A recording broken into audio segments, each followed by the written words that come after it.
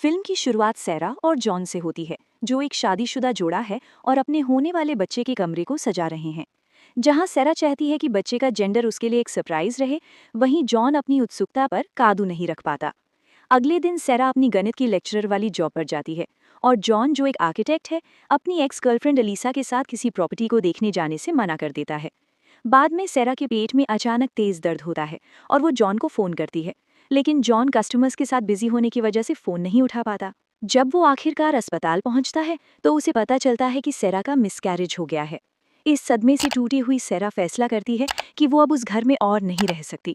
दोनों नए काश में निकलते हैं, लेकिन उन्हें कोई भी जगह पसंद नहीं आती। रियाल्टा उन्हें एमिट क्लेमोर से मिलवाता है, जो उन्हें जंगलों के बीच एक बेहद खूबसूरत हवेली फ्री में देने का ऑफर देता है। शर्त बस इतनी है कि वे कभी भी तहखाने का दरवाजा नहीं खोलेंगे। अगर उन्होंने ये नियम तोड़ा तो घर वापस एमिट का हो जाएगा।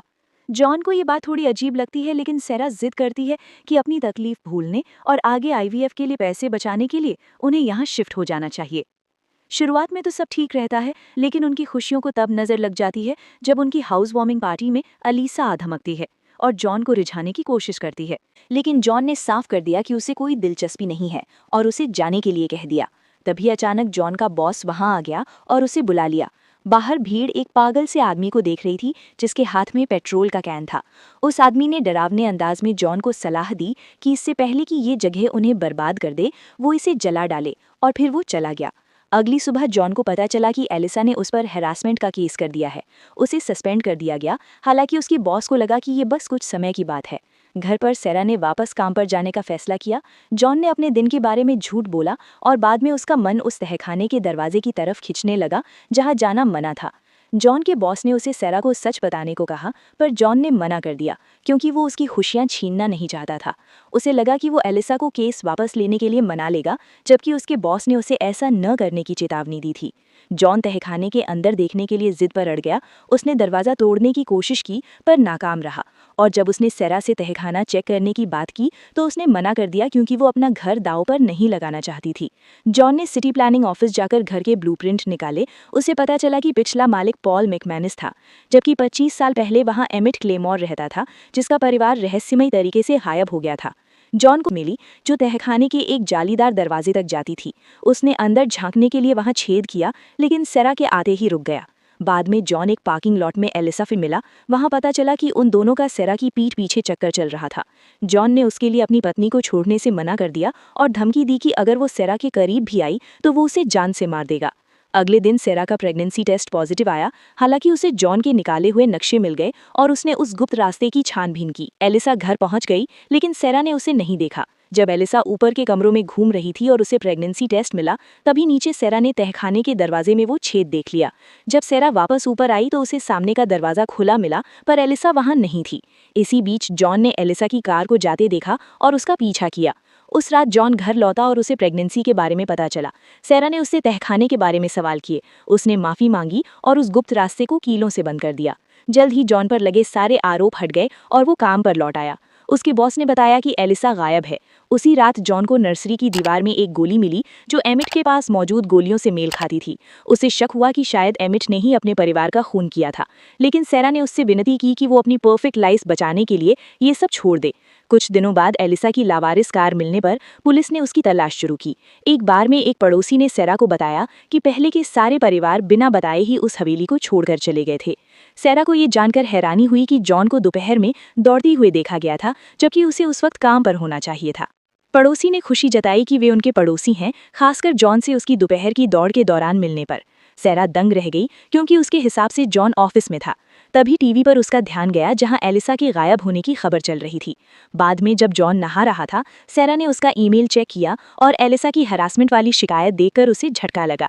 फिर उसने जॉन का फोन चेक किया और एलिसा के साथ उसकी कॉल हिस्ट्री देख ली।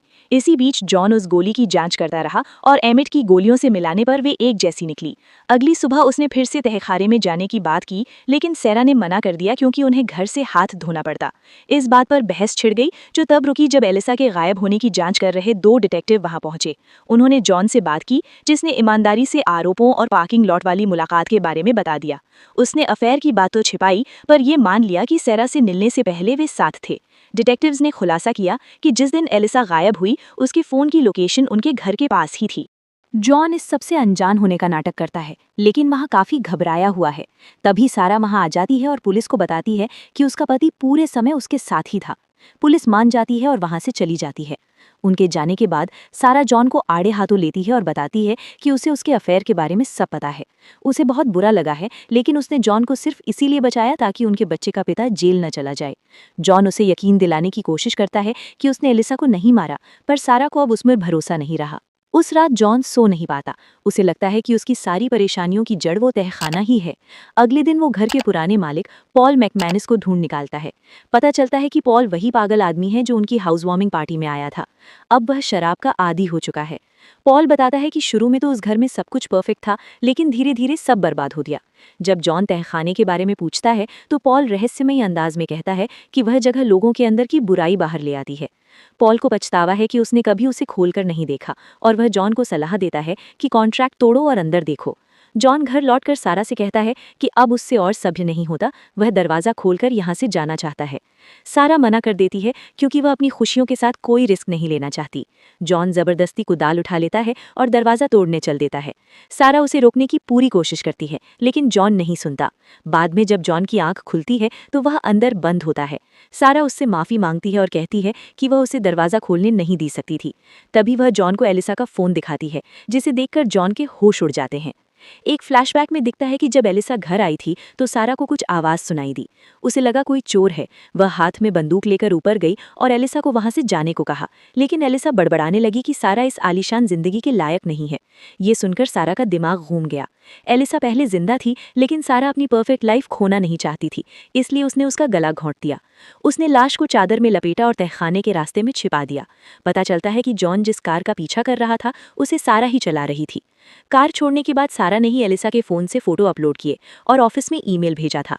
जॉन दंग रह जाता है और कहता है कि वह वकील ढूंढेगा, लेकिन सारा उस पर बंदूक तान देती है। वह उसे समझाती है कि अगर उसने सच बोला तो जेल जॉन को ही होगी, क्योंकि सारे सबूत उसके खिलाफ हैं। यहाँ तक कि उस जगह को कीलों से जॉन ने ही बंद किया था जहाँ लाश है।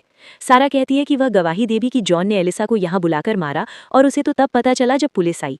सारा उसे एक दूसरा रास्ता देती है, चुप रहो और अपने बच्चे के साथ एक शानदार जिंदगी जियो। उसने कहा कि लोग एलिसा को एक मामूली लापता केस समझकर भूल जाएंगे। जॉन चुप रहकर उसकी बात मान लेता है। कुछ महीनों बाद उनके घर में बेबी शावर का फंक्शन है। जॉन वहां मौजूद है। उसने अपनी कातिल पत्नी के साथ रहना स्वीकार कर लिया है। फंक्शन के दौरान उन्हें एमिट का एक गिफ्ट मिलता है। लेटर में एमिट उन्हें नई शुरुआत की बधाई देता है और साथ में तहखाने की चाबी भी भेजता है। एमिट कहता है कि इसका इस्तेमाल करना या न करना उन पर है, लेकिन उसे यकीन है कि उन्हें पहले से पता है कि अंदर क्या है।